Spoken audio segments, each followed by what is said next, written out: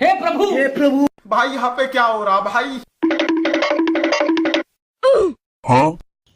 কি হয়েছে ভাই?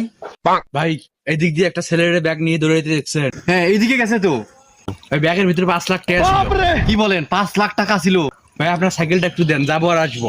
ভাই দেন। কিরে, ব্যাগটা তো আমি এখনই ফালাই দিলাম। ব্যাগের ভিতর 5 লাখ টাকা আর আমার সাইকেলের দাম মাত্র 5,000 টাকা। সাইকেলটা দিয়েই দেই। আচ্ছা নেন, সাইকেলটা নেন, দাম নিয়ে যান।